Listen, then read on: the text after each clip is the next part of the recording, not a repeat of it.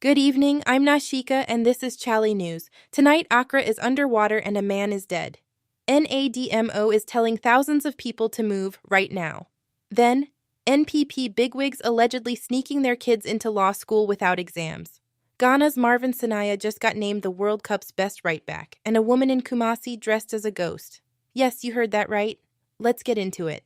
Start here. A man is dead. Electrocuted during the flooding at Alajo, NADMO confirming Greater Accra's first flood fatality of this two-day rain crisis. Thousands are still stranded from Kasoa to Afienya. This city keeps paying the same price every rainy season. And it's not over. NADMO has issued an emergency evacuation order for communities downstream of the Weija Dam. 3 spill gates opened today, each releasing water at high intensity. Tetegu, Oblogo, Mallam Junction, Dansoman, you are at direct risk. NADMO's message is plain. Don't wait to see the water. Move to higher ground. Call 112 if you need help. Please share this. The anger is boiling over online. Aba Anamoah went viral calling out Works Minister Linda Ocloo, the so-called best-performing minister, as the same neighborhoods that drowned in the 2015 disaster filled up again today. Former Interior Minister Quartey is going further, saying Ghana must treat flooding as a national security threat, enforce planning laws, and demolish whatever is blocking our drains. One man is dead. The debate has been happening for a decade. Let that land. Now this Majority Chief Whip Dafeamekpor is alleging that children of senior NPP figures got into the Ghana School of Law without sitting entrance exams, backdoor admissions, and he says an official General Legal Counsel report backs it up. The NPP and the school haven't responded. Full breakdown on chale.news.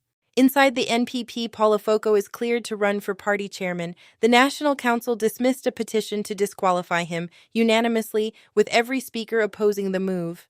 Nominations open soon. The Wontumi galamsey trial keeps moving slowly. Judgment pushed to July 20th. His new lawyer, Aba Anamoah, has until July 13th to file written submissions. Watch the Strait of Hormuz. Iran's foreign minister is now saying the waterway is entirely under Iranian control for the next 30 days, directly contradicting Washington's claim that ships can pass freely. Brent crude is already at $72.57 a barrel. Diesel in Ghana is above 14 Ghanaian cedis a liter. Mixed signals from that part of the world have a way of showing up at our pumps. We're watching. Your electricity bill went up 3.49% on July 1st, and PURC still hasn't published how it reached that number. Energy think tank CEMSE is demanding the same open pricing model the NPA uses, so Ghanaians can actually verify these quarterly hikes. Transparency shouldn't be too much to ask. Bank of Ghana Governor Dr. Johnson Asiama has a warning: don't be fooled by falling oil prices. Speaking at the BIS Governors Roundtable in Basel, he pointed to a strong US dollar, tighter global credit, and international uncertainty as real threats to our IMF-backed recovery. The picture is more complicated than the pump price. The South Africa situation: anti-immigrant activist Jacinta Ngobese Zuma is now saying the June 30th deadline for migrants to leave was never set by her group. She's blaming another activist. Social media is not buying it, and nearly 900 Ghanaians are still sheltered in safe houses in Johannesburg. Full story on chale.news. Some good news: Ghana's Marvin Senaya has been named the best right-back of the 2026 World Cup group stage by Opta. More tackle attempts than anyone else in the tournament's opening phase. The 25-year-old starts against Colombia on July 4th. We see him.